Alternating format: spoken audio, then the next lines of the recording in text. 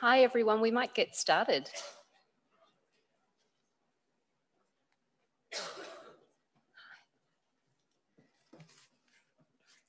So my name is Rachel Coughlin and I'm the CEO of Craft ACT, and we present the Design Canberra Festival for you every November. This is our 7th festival.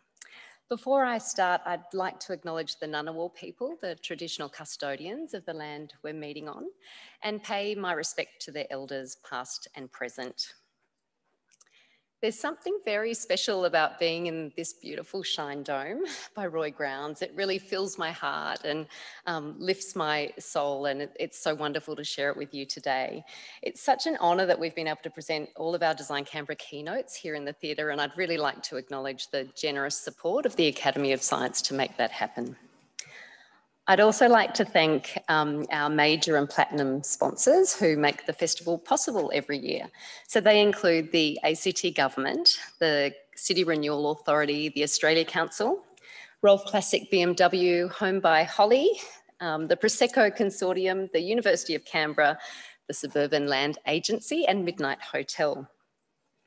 So for much of 2020, we weren't exactly sure if the Design Canberra Festival would actually go ahead. But we were urged on by our community who wanted something positive to look forward to in a year of a lot of cutbacks and cancellations.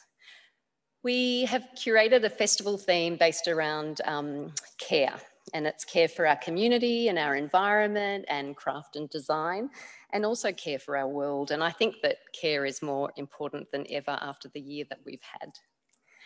2020 has been really challenging, and especially for the arts sector and for artists themselves. But I'm really proud to say we've learned so much. We've learned about resilience and collaboration and optimism. We listened to health experts and scientists, and we learned how to present events like these, which are called hybrid events. Some people are here in person and some people are online.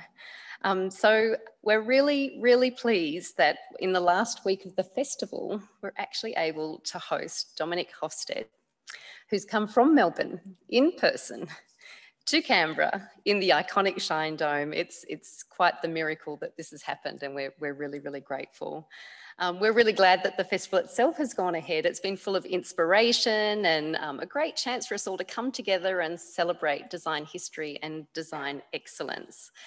And mostly I've really enjoyed the company of all our audience members. It's so amazing to be around so many people who share our love of design and have such energy and enthusiasm and encouragement for me and the team, and particularly a shout out tonight to Kate Nixon and V-San, who have seemingly been able to overcome our technical challenges, because obviously moving to a hybrid environment, we have a very steep learning curve of bridging technology and in-person events, and I think they've done a really wonderful job. So thank you, Kate and V. So it's my pleasure now to introduce David Whitbread, who's from the Australian Graphic Design Association, and he'll be emceeing tonight's event. David literally wrote the book on design. In 2001, he wrote the award-winning design manual, and he's an educator, a designer, an advisor, and the ACT representative on the National AGDA board. Over to you, David. Thank you.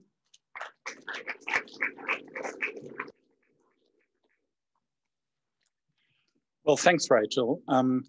AGDA would also like to acknowledge the traditional custodians of this whole land, because we have people attending tonight online from all over this country. So we would like to acknowledge the traditional custodians of the whole land and pay our respects to elders, past, present, and emerging across the nation. It is my huge pleasure on behalf of AGDA to introduce Dominic Hofstede, and the talk, Design Revisited, graphic design recollection. Dom graduated from Monash University in Melbourne and worked with Nexus Designs before running his own studio for 10 years. Typography is his hallmark, and you can see that it infuses all of his branding work, and that's through the various studios he's worked with. I've seen much of his work over the years, and it's been remarkable for its typographic excellence. He was the executive creative director for Maud in Melbourne until joining Mucho this year. Mucho is an international collective of designers and strategists who help people with branding and all sorts of design problems. And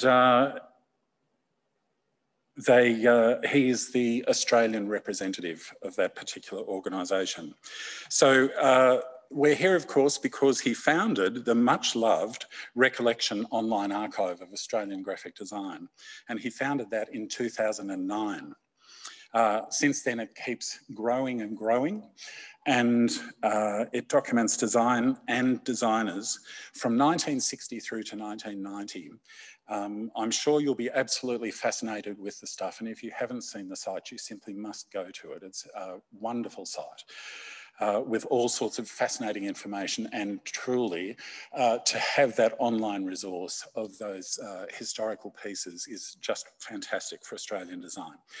Dom's research skills are legendary, and he has researched for the AGDA Hall of Fame since 2016, and I know he's been researching for the announcement of the Hall of Fame inductees next week with the AGDA Awards that are coming out on, I think, the 3rd of December, so watch out for those.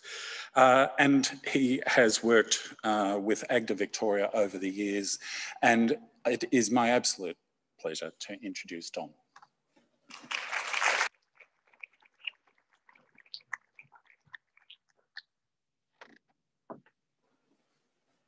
Everyone can hear me okay? Poor David, when I met him tonight, he said, "How do you pronounce your name?" That was first. "How do you pronounce Mucho?" That was second. And is it recollections or recollections? So I gave him 3 very difficult tasks as a sort of starting point. It's wonderful to be here. It's wonderful to be anywhere, frankly, as a Victorian.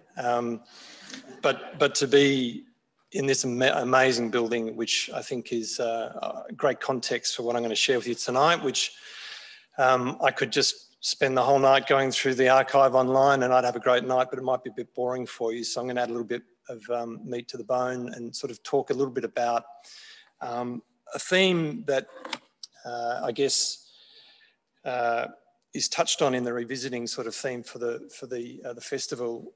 I'm going to talk about where recollection came from. I'm going to talk about the responses that it's actually created. So it's sort of growing from a simple cool stuff on the internet to being actually a platform for research and a whole bunch of different outcomes. And then I'm just going to finish with a bit of a reflection on why I think archives and collections are important. And I think the word care is kind of front of mind for me, that we need to care about this stuff because it is what we are. Our identities are based on our history, not on our current. They're based on where we've come from. And I think as a nation, we're sort of only starting to embrace our past, and we can't really move forward without doing that.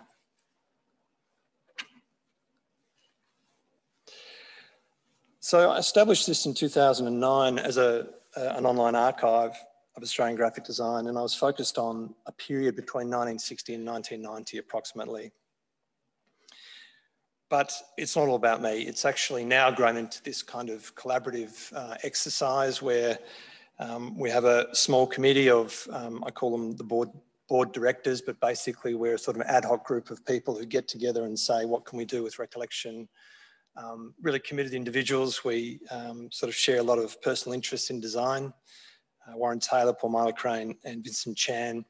And then there's a whole bunch of other people who help out in different ways. A lot of those are connected to university through Warren and through Monash University. And they do things like scanning objects and retouching objects and helping out in many different ways. And then we also get contributions from quite esteemed individuals and colleagues who contribute text. I ring them up or I send them an email and say, can I publish that article on the website? And they say no. And then I kind of email them again and say, could I please do it? And they say yes. And also financially, we've had some support from Monash University in the past. It's essentially a self-funded, self-initiated, selfish undertaking. And I'm quite happy for it to be selfish and independent, because that means that we can actually do exactly what we want to do and not necessarily compromise what we do. The idea of an online archive of Australian graphic design, it isn't an institutional archive, so it's very different from, for example, the RMIT Design Archive, which I suspect has a responsibility to take on board work. There's no kind of criteria in terms of not taking on board work. So that's the kind of selfish aspect of the archive. It's Australian graphic design, and graphic design has changed. Just talking to David about how AGDA has changed in the last 20 years or 30 years. Graphic design has changed incredibly in the last 30 years. So what I recognised as a student at Monash in the late 80s, it's a very different definition. If someone was creating this archive now, it wouldn't have a lot of the things that you see on screen. It wouldn't have a lot of printed stuff for a start. It would probably be a very different archive. And it is Australian, and I think for me the interesting thing about the project is it's gone beyond just thinking about things that I like and might look good on a blog to actually an investigation of Australian design and Australian culture to some degree. Australian design during that period didn't look like other design. It didn't look quite right, but it had its own character. And if you look at the example on the right, it's the kind of high priest of design, Wim Kraal, and his identity force at the Stedelijk, which many people would hold up as a kind of benchmark for modernist design. And then from 1973, we've got a poster from the NGV, which is this kind of rudimentary interpretation of design.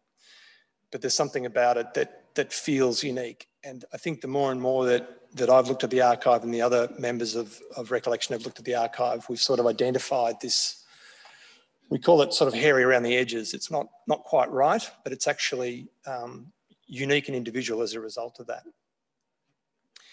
And this sort of period of graphic design, Australian graphic design, resonated with me. And it's when I see a program for a film festival from 1970 by Robert Rosetsky, who's an emigre designer who came to Australia in the 60s. And then I compare that to something, sort of 30 or 40 years later. It's not just sort of saying, oh, design was so much better then. It's actually, of course, it's more complex than that. There's many, many reasons, including the wonderful word marketing and advertising that changed design. But it just resonates with me a lot more than a lot of contemporary design. Now, if this was a food and wine magazine from the 1970s that Les Mason designed compared to the sort of genericized design that you see now when you go to pick up a magazine, you can kind of see the difference in this period of design. A lot braver, a lot more courageous. There's many, many reasons for that. We could spend an hour talking through the way that there's many barriers to good design now.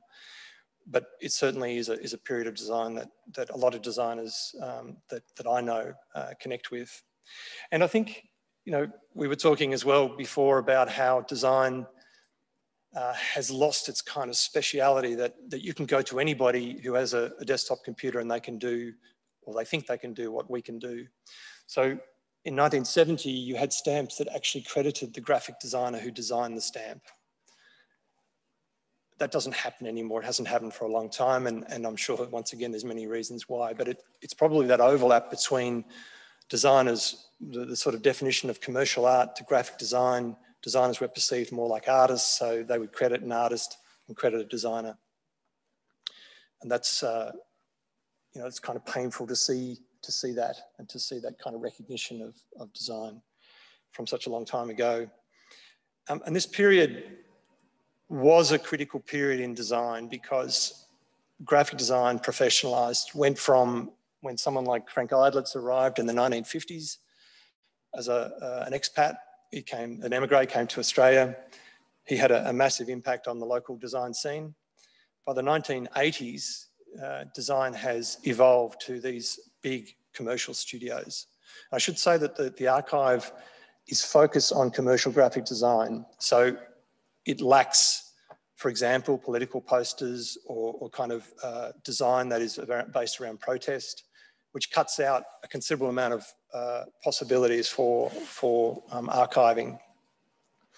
So yeah, we're sort of talking about this dramatic period that happened, and it was also culturally a very exciting time for Australia. In literature, in art, in film, product design, Australia went through this kind of high point of investigation and confidence. And then kind of draw the end of that at this sort of explosion of self-congratulation in the late 1980s with the bicentenary. And for me, that's the kind of end of this period. And it sort of connects with a couple of things. One is the personal computer and this sort of breakdown of professionalism and the requirement. If you wanted something done by a designer, you didn't necessarily have to go to a trained professional. You could either do it yourself or you could potentially go to somebody who didn't have that sort of professional training. And then the other thing, of course, is the internet. At the moment that the internet arrived in the early 90s, this idea of a cultural island, so Australia is a cultural island where influences were very profound, but very sort of unique. With the opening up of globalization and the internet, it's very hard to imagine a time where you will see that same sort of individuality in design that we had during that period.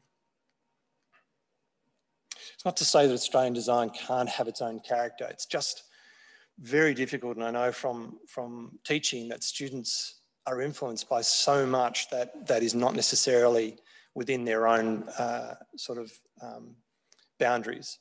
They see stuff from all around the world, they're influenced by that, and they reflect that. So I think if we put up you know, a piece of Australian graphic design, a piece of American graphic design, a piece of English graphic design from that sort of 1960s period, they'd look distinctively different. I don't think they look as different now. Whether that's a good thing or a bad thing, I personally think it's a bad thing, but I'm sure there are many, many positives to that not being the case. So recollection started as actually out of embarrassment. I was sitting in a AGDA Awards evening, and AGDA has a Hall of Fame, as David mentioned, and each awards year they announce, or in those days, every couple of years, they announced a couple of inductees. I sat there drinking my Chardonnay and I noticed these two individuals being inducted, and I knew nothing about them. And I thought I was a fairly educated designer. I thought I was pretty knowledgeable. I'd never heard of Jeff Digby or Alistair Morrison. I just didn't, they weren't at all on my roadmap. So I kind of came back from Adelaide and I said, I'm going to actually do some research on these people to find out who they are, because these are the people that any Hall of Fame should represent the very kind of benchmark individuals that we aspire to follow and to recognise. And I just figured, oh, I'd just put their names into the internet and Google would tell me exactly who they were, and there'd be this kind of waterfall of information and imagery, and there was absolutely nothing for them. And then when I started to go through the other members of the Hall of Fame, it was the same sort of situation, that there was just nothing. And I was really astounded. If I had done this for an American designer or an English designer, I could have found a monograph, or I could have found publications that documented their stories, but not Australian designers, graphic designers. There's a couple of publications that are pretty well known around the history of Australian graphic design. Memo's excellent Symbols of Australia, which documents trademarks. It's more a display of trademarks. It's not really a kind of investigation or a research piece. It's more, well, it is a research piece, but it doesn't go into depth telling the stories of those trademarks. And Geoffrey Caven's book is, if you go into any secondhand bookstore, any op shop, you'll see copies. He must have printed hundreds of thousands of copies of this book, which is great if you want to pick them up because they're very cheap. That was published in 1983, and it sort of tells the story of commercial art. It goes back to the guy at Goldfields' time, and it's very useful, but there was really nothing else that gave me any kind of background or any starting point. So I started thinking about what I could do as a personal project. I'd been in business in my own studio for an amount of time. I was becoming stale and I was sort of lacking motivation, and I was starting to think about legacy projects. What could I sort of start to do that was beyond client comes to me, gives me money, I do something. I wanted to do some sort of personal projects that actually would resonate a little bit beyond that kind of relationship. And during that year, Les Mason passed away. Now, Les was somebody who he was this sort of mysterious figure that people would mention in hushed tones, and they'd say, oh, Les is a character, Les Mason, yeah. And I heard this from my lecturers and from the next generation above me. Once again, I couldn't find anything about Les. I knew from some colleagues who'd met him what a big character he was. So he was another kind of stimulus for the project, and he became the focus of one of the first projects that we did collectively out of recollection. So I started collecting things, and there's nothing kind of clever about this. When you know what you're looking for, secondhand bookstores, op shops, stamps, if you start thinking about graphic design and where it starts and where people are interested in graphic design. I know when I started, it was starting with stamps and first day covers. And I just started a very rudimentary WordPress blog back in the sort of early days of blogging, and just started posting things. Once again, my selection criteria was essentially things that I thought were good. That was as kind of sophisticated as the approval process was. And it was kind of maybe a couple of years into just starting to blog things that I had an email from an extremely prominent, extremely important graphic designer.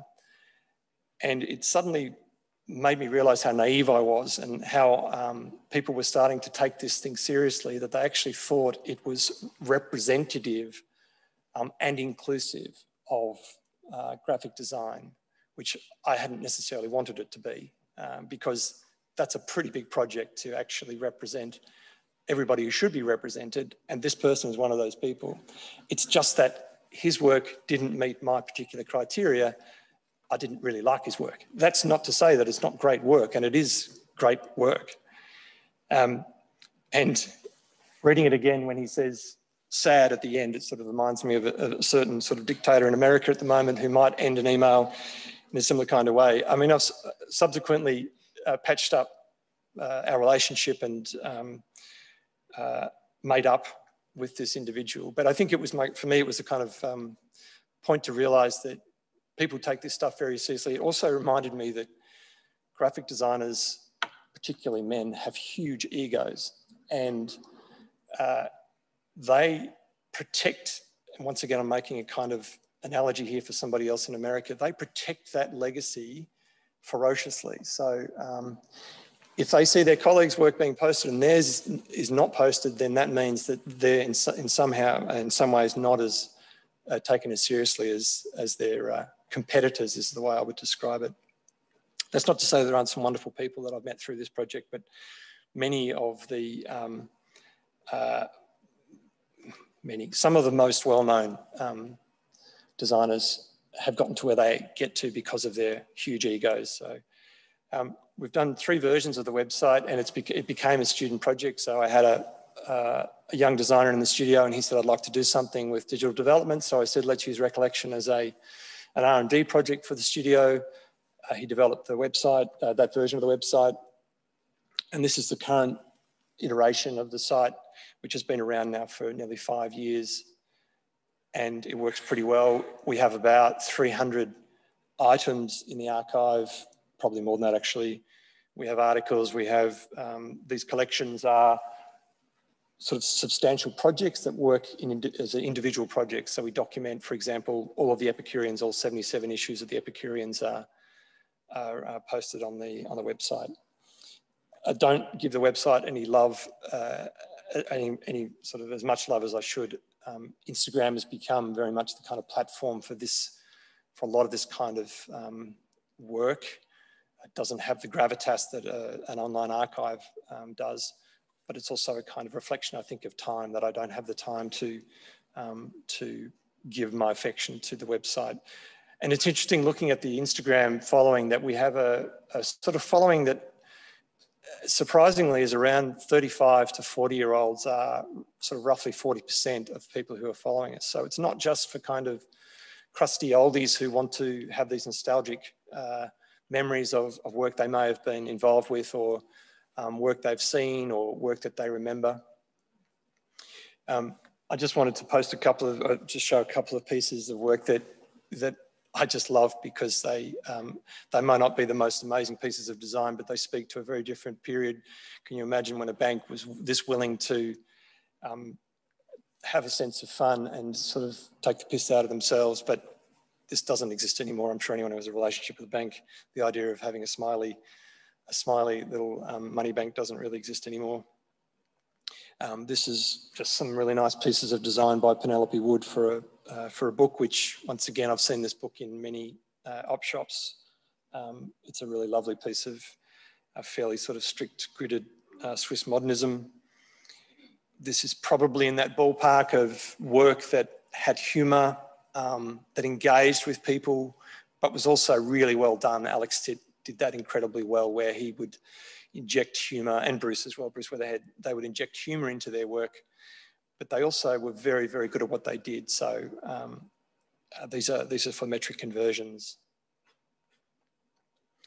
And this is just a beautiful piece of consumer packaging that everybody would have in their fridge, but is just incredibly beautifully designed, is free of marketing messages. It's just a simple object that Brian Sadgrove really specialised in reducing things down to very sort of minimal elements. So the archive has prompted a number of responses, and it's kind of begun with research. So research is everything from me looking through books on the shelf to try and find something to post, to me finding a thread and following that thread and sort of uncovering somebody who I'd never heard of, who perhaps should be elevated to everyone's knowledge.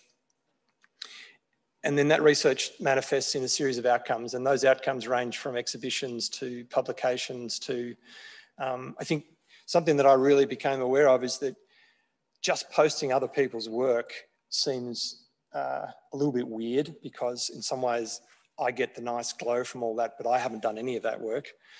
To actually turn the archive into something useful for contemporary designers is the purpose of it now. And I think that's the kind of meaning of this work, is that if it just sits there and people look at it and say, that's cool, that's not enough. It actually has to manifest in something that's relevant. And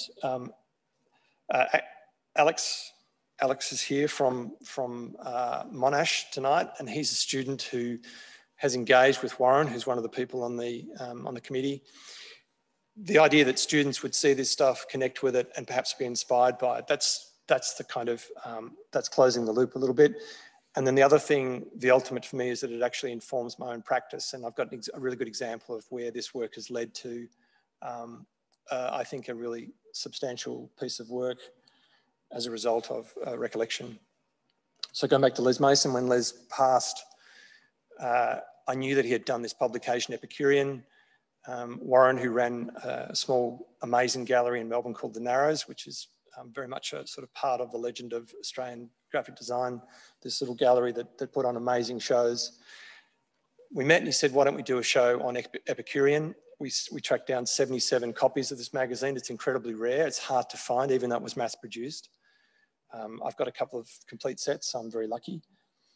It was a very simple idea for the exhibition. We would show every issue. He designed 77 together with his wife, Pat Granger. We then sort of, through meeting Pat, we then managed to find some of the other resource that was created for Epicurean. He would do his own photography. He would build his own sort of props. Pat would tell these stories of, Les would say, we need a goose. I want a goose in this shot. So she would go to Vic Market, pick up a goose, bring it back, they'd shoot it. I'm not sure what happened to the goose after that, actually. I probably should have asked. Anyway, it was a crazy studio project that he did. He did this after hours, engaged the whole studio in it. There was no money in it, but it's his most recognisable piece of work. Appeared in major design magazines around the world. This is a publication that came from the exhibition. Another exhibition for the launch of the website. at Monash.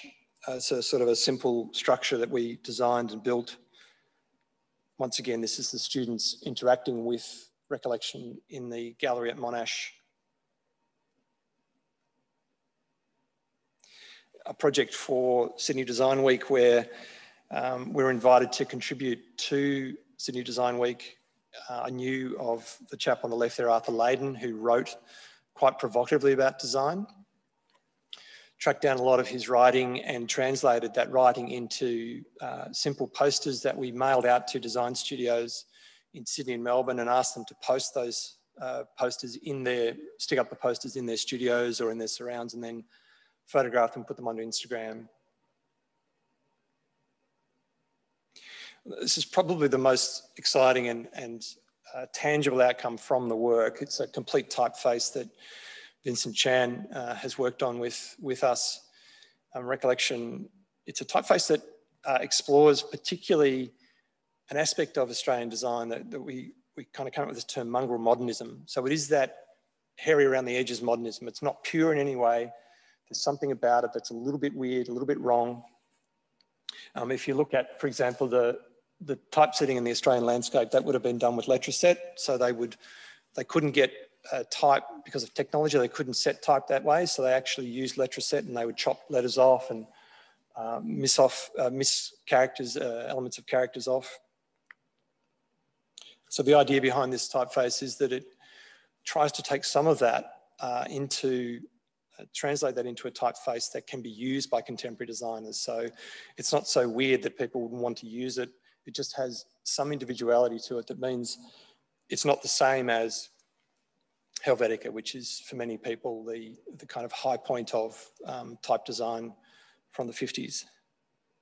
And we're doing another typeface at the moment for another project, which is very exciting, which builds on this research as another interpretation of another typeface. It's a type specimen, so these are all activities that if I don't get to do what I want to do through my commercial clients, I create a brief for myself to have some fun and to do something that I actually want to do. This is a type specimen which displays the typeface. So it looks at the history of that period of graphic design. It looks at the big characters, the big personalities.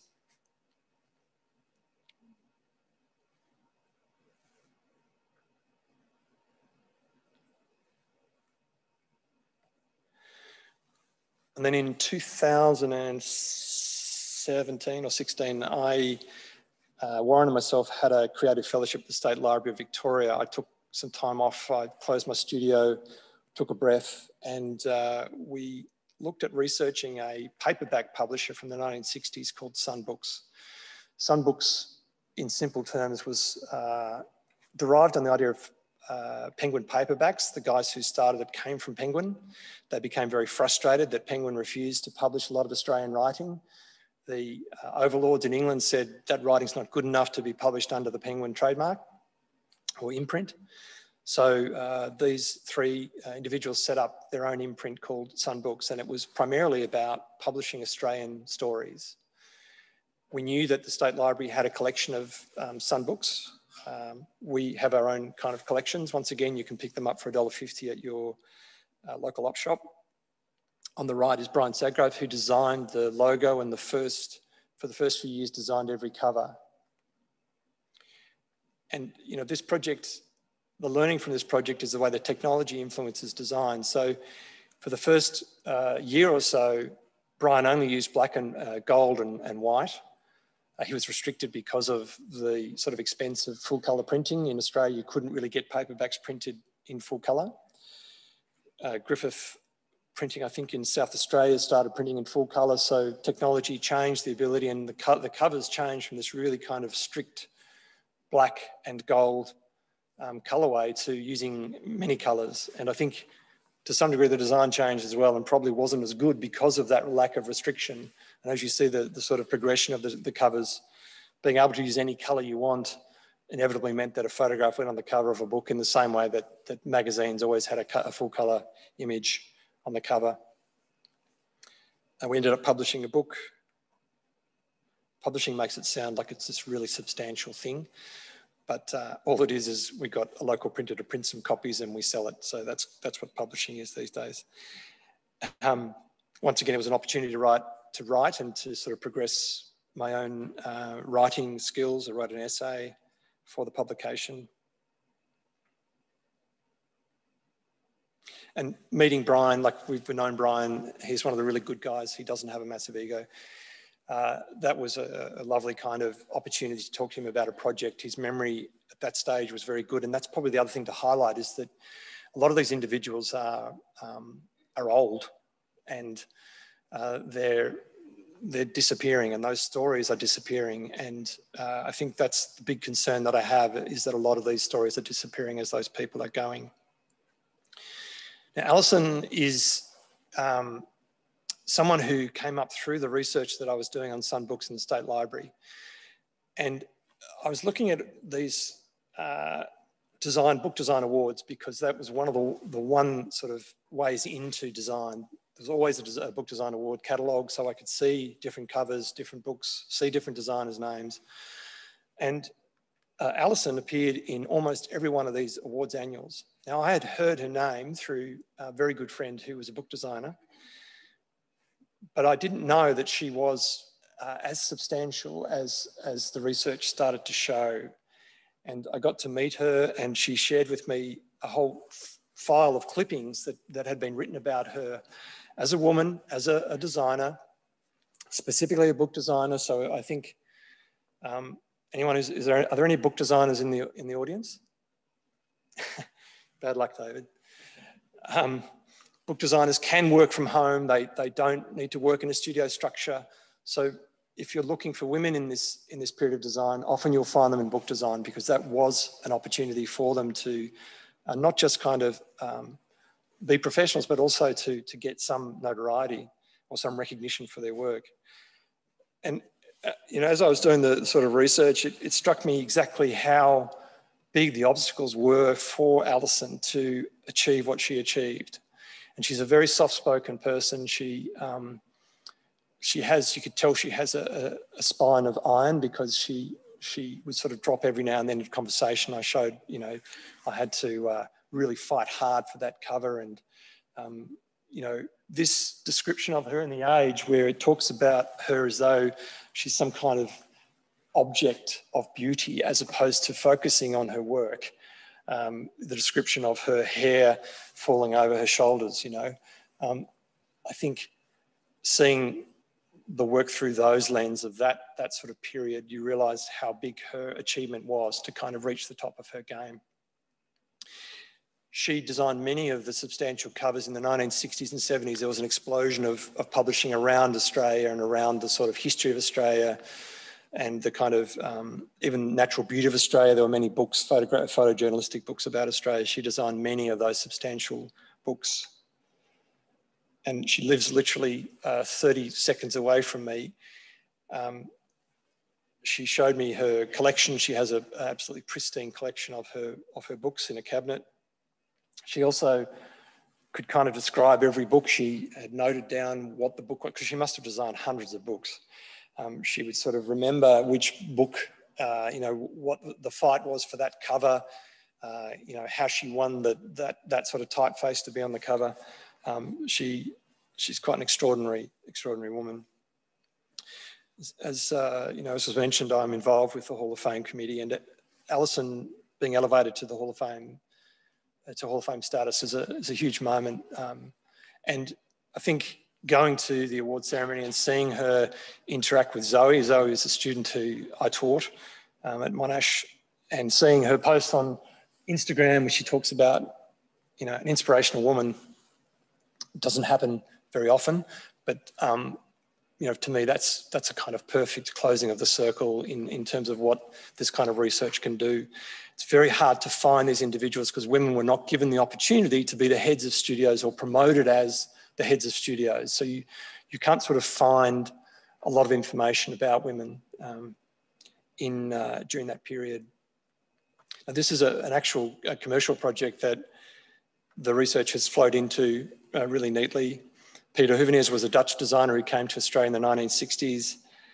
He designed many of the major corporate identities for Australia during the 60s, 70s, and to some degree the 80s. He sort of, I guess in some ways pioneered the idea that design and strategy should be integrated. He won many jobs because of his connections to business. He wasn't afraid to be perceived as a business designer. Many of these marks are still in play today. They haven't necessarily aged. And the studio that I was working at, Maud, we were working with Australia Post, and we were asked to submit a paid pitch for the refresh of their identity. And straight away, the guys who I worked for said, this is a great opportunity for us to use that research and to use that knowledge. And I knew that Pete's widow, Tanny, was in Tasmania. I knew that Pete had passed away. So I arranged to go down to Tasmania and meet Tanny. She's amazingly committed to Pete's legacy, and she maintained all of his work beautifully. He was very much a collector as well. She would tell me that he had this shed on the farm that was just full of all of his old work. And I just kept on asking her, have you got any examples of artwork that he did for Australia Post or any research? She said, yeah, there's bags of it. And she kept on bringing out these huge garbage bags full of mechanical artwork, research. The top right one is a bromide of research he did into international postal symbols. And what sort of struck me in reading his research, it's no different to the work that we do now. It's the same kind of thing that we do. It's just a hell of a lot easier to research than what during his time it was to try and track down symbols from different countries. So we turned that opportunity into, essentially it became a project about protecting his legacy and going back to the legacy that he had created in 1975 with the original symbol. We talked about, we created a new typeface that is a contemporary kind of interpretation again of a sans serif. To a lot of people it won't seem like we've done very much, but Tanny was really interesting talking to Tanny about this, because she said, you're not going to change Pete's symbol, are you? You're not going to change Pete's symbol. I said, no, Tanny, we're going to protect Pete's symbol.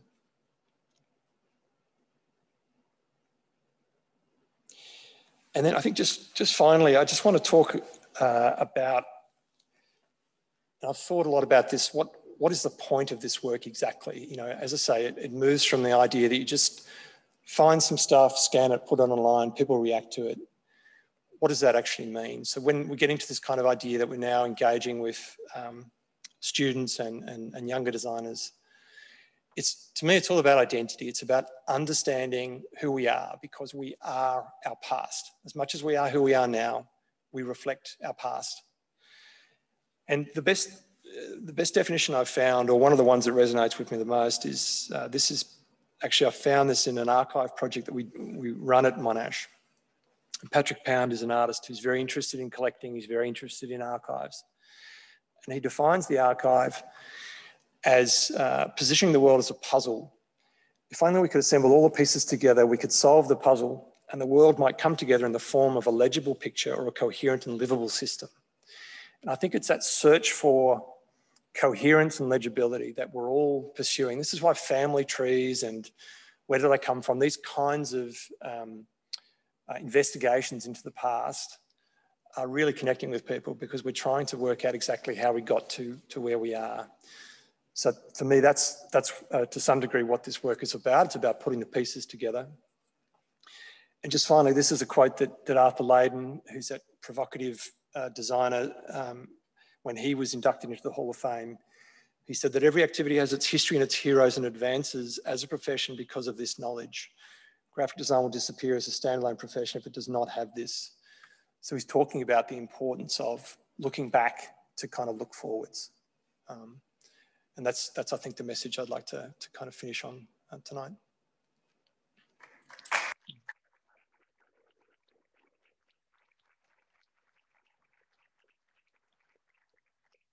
Well, thank you very much. Don't move away too far. We have to distance a little bit, but we get to ask some questions now. So people in the audience here can put their hand up, and we have 2 microphones that are going to wander around and capture your questions for Dom. While you're thinking of your questions, I have got one, which is that so much of graphic design in that period was anonymous, and you did mention that. And there must be a time where you find a particular work and you say, who the hell did that? Mm. And the organisation no longer exists. Where do you start on a project like that to sort of, what is the research process? This is the beauty of social media, that we often get people say, you've got that caption wrong, or Mimo Cozzolino, who many people might know, he often sends me an email and say, you shouldn't put uncredited there, you should know who the designer is. And it's true. I think Mimo probably overestimates the sort of the value of Instagram to some degree. Instagram is a little bit more instant than that, but that's one way of doing it. And I guess through the network as well, and through these individuals, there's not many, but those individuals know where the bodies are buried or how the dots are joined. So that's one way of doing it.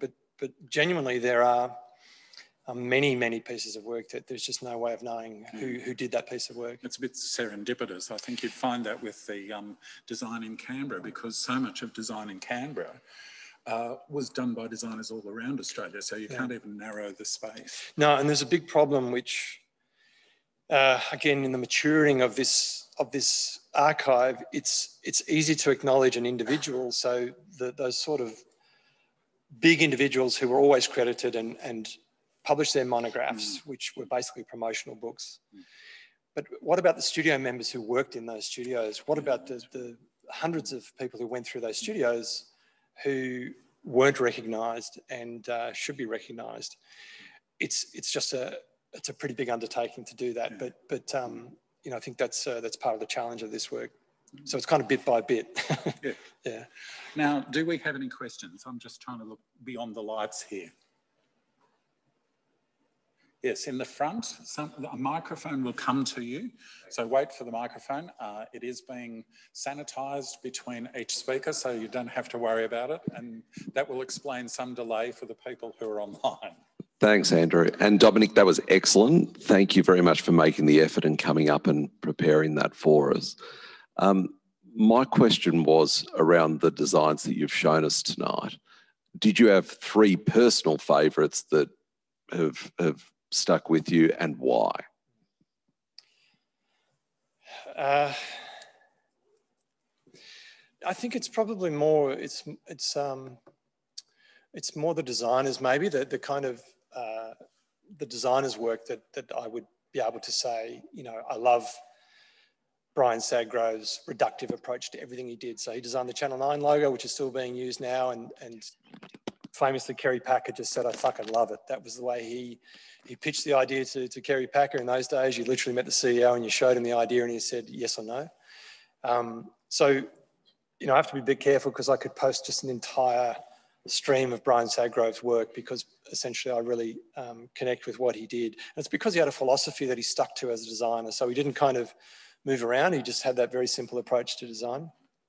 I love Alison's books. I mean, Alison's books are beautifully crafted, the attention to detail. So there's once again a kind of a commitment and a consistency in the way that she approached her work that means that her books are objects that you can kind of keep and hold. And but then I love something as simple as a really kind of wacky matchbox, because a matchbox is something that speaks to a different era when you would be paid as a graphic designer to design a piece of promotion for a hotel. The matchbox is one of the key, you know, sort of promotional tools.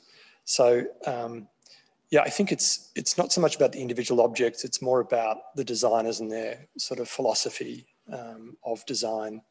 That's not to say that, you know, designers don't change and their work doesn't change, but, and I think probably like if it's one piece of work by a designer, then maybe that says they don't have the longevity or the kind of breadth or register that a designer who has numbers of, you know, produces.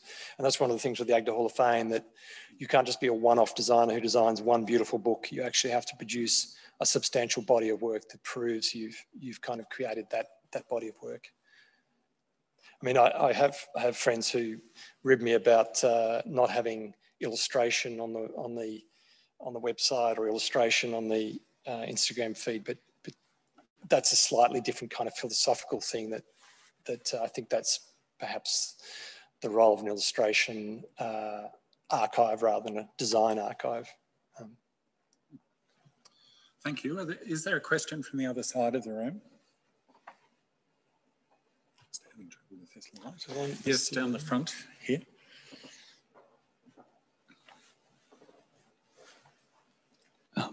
My question was just in regards to the research process. What was it like going back and speaking with Pat Granger and Alison, and sort of what was their reaction, to your, the fact that you were so interested in wanting to dig up this history? That's a really good question, because I think you would expect them to be delighted. And I mean, Pat and Alison were.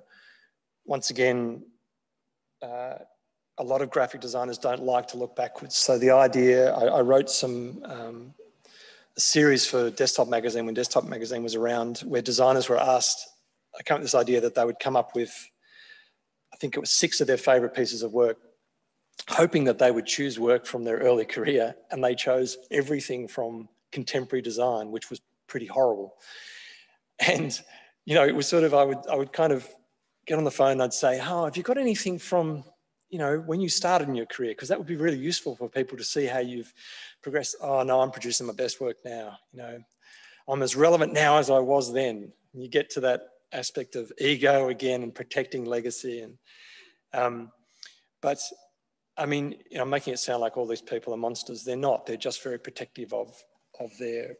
And it'd be the same if we were dealing with artists. I'm sure they're very protective of the way they're portrayed. But Alison was, I think, to some degree, just really thankful that people, someone was paying notice to what she had done, because the gap between her finishing her career in late 90s maybe and 2016 or 17, that's a long time to not have anybody recognise you for what you had committed your life to and you had excelled in. That's a bit weird, frankly. So I think as long as you're clear on what the other layer to this is when you're dealing with a really important designer who's passed away and their legacy is protected by somebody else, that's a very different conversation as well, because they become very protective of who are you, what do you want? It's that that kind of, and it's because they're a very high profile. So there's I guess there's an aspect of value in, potentially someone's trying to make money out of this archive, which absolutely, I can promise you I haven't made any money out of this work at all. At the back. I was just wondering about the decision to focus on commercial work rather than, because obviously Australia has a pretty prolific non-commercial side of things. Yeah. If you would talk about that a bit. Yeah, I saw some amazing posters today, actually, at the art gallery. Beautiful protest posters. I think, and interestingly, to give away the kind of the secret here, the end game is a book, right? The end game is documenting all this in a book. And we've talked a lot about a chapter that deals with non-design, and that's not to kind of classify these people as kind of lesser designers. It's just this kind of category of people who weren't commercial, they weren't necessarily trained in design, but they produced design work that has value and arguably has more. If you think about a nuclear protest poster, for example, that arguably has a lot more value than something that's flogging tissue paper, whatever. I think part of my reticence is that I don't know a lot about that work. It's not my experience. So I've sort of grown very careful of not trying to position myself as an expert on anything, particularly something I don't know very much about. So, and a lot of that work is loaded, obviously, with political and cultural importance and significance. So if you put that up against that tissue box, whatever it was, packaged piece of fast-moving consumer goods packaging, how do they sit together exactly on the same platform? So I think that's one of the things that we've discussed. They probably would within a book, but they probably don't within the sort of archive we have at the moment.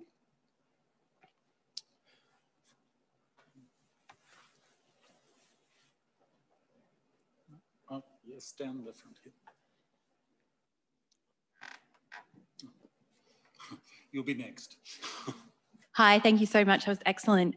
I was interested in your comment that Australian design today kind of lacks a unique identity and that a lot of influence is drawn from Western cultures. And I was wondering, as a really multicultural community now, whether we are starting to draw from different influences, and also beyond looking to the past, which you've just demonstrated is such an important element of our identity. What other ingredients do we have available to us to reclaim or reimagine that Australian identity in design today? Yeah. I'm aware that it probably comes across as I'm sort of saying that there's no hope for us to have any singular Australian identity in our work, which is clearly not true. I could quote you any number of young designers who are producing work that feels, and like the thing about this work, there's a really great, I had too many quotes in this, I could have included this quote, but it's by a composer who spoke about Australian painting feeling like Australian painting. Like it's not as though you identify, it might be the palette, for example, which is one thing, you know, we can identify as being sort of uniquely Australian. No one has our ochre, no one has our whatever.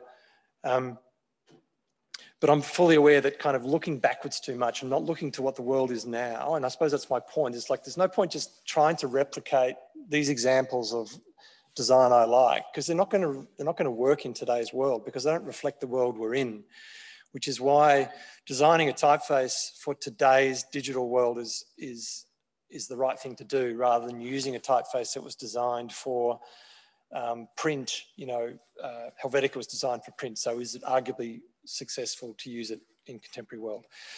I'm really starting to rant now, but I think there's, it's how we sort of take, like the difficult thing that young designers have is the sort of overload of influences. To give you some context, when I was at school, if I wanted to be influenced by something, I had to go to the library, find a book in the library, take the book out, photocopy the page and take it home and look at that page. These days, you know, that sort of singular focus, that's why editing is so critical for young designers, because there's sort of the ability to wade through all that stuff to find what you can take on board to be your identity. That's, I think we're still trying to work that out. So it's still so new, this sort of new world, this sort of explosion of imagery and visual stimuli, that I don't think we yet know how to filter that to create something that speaks to us rather than something that speaks to the rest of the world. You know, it speaks of the rest of the world. And maybe we should be speaking of the rest of the world, because we are, you know, we're not an island in that sort of, to use that analogy, in the way that those designers were very much like these, sorry, they did tend to be old guys. They would tell me they'd go to the pub, they'd have a copy of a Swiss magazine, Swiss design magazine, they'd pass it around, they'd talk about it, and that would be the kind of impact that single influence would have on them. You know, you can go on your phone, you could see, you could see a million images in the space of half an hour that, you know, that would give you that sort of influence. So I don't think I answered your question really, but I've probably spoken myself out. Okay, and just one more down here.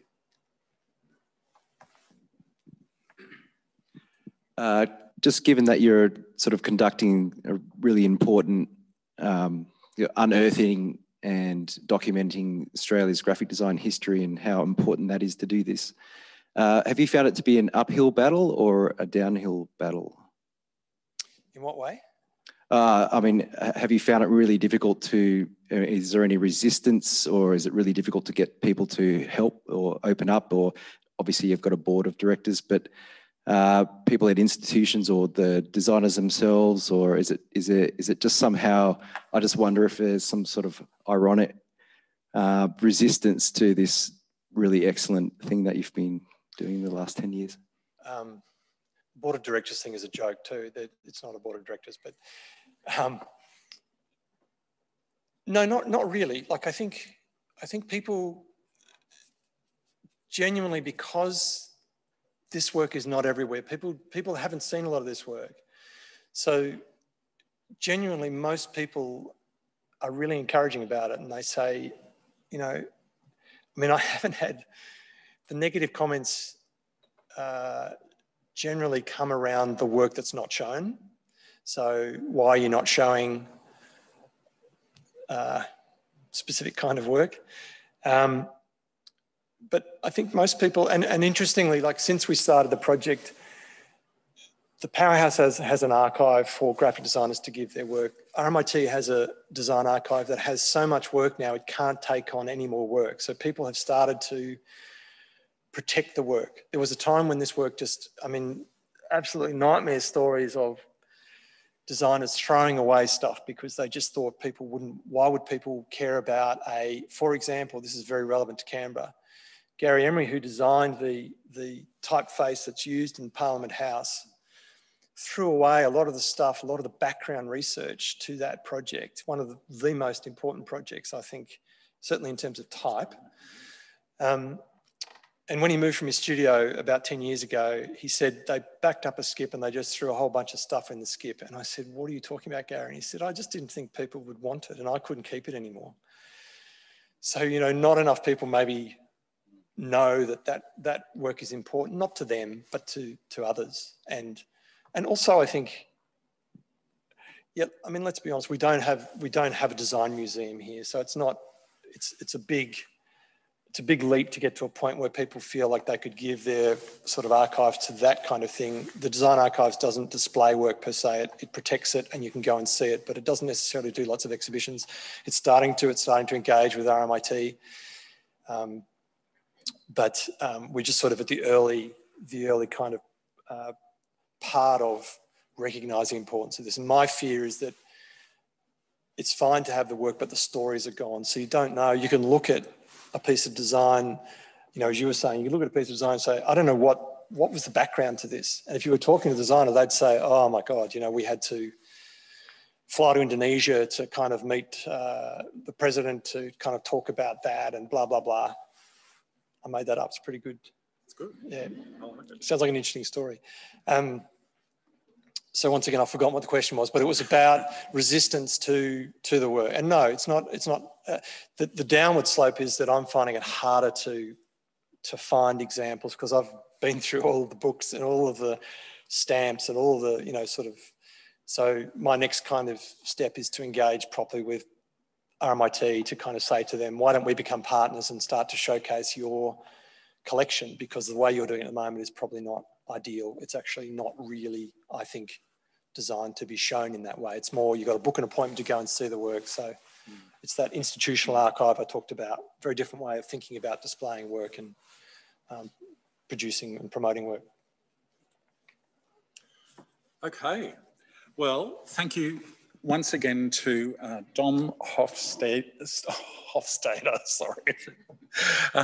Thank you so much, Dom, for the talk. It's been fantastic and congratulations on it. It is just a wonderful project and may it continue to go and grow. And I think the connection with RMIT could be great as well. So thank you. And if everyone will join me to thank Dom.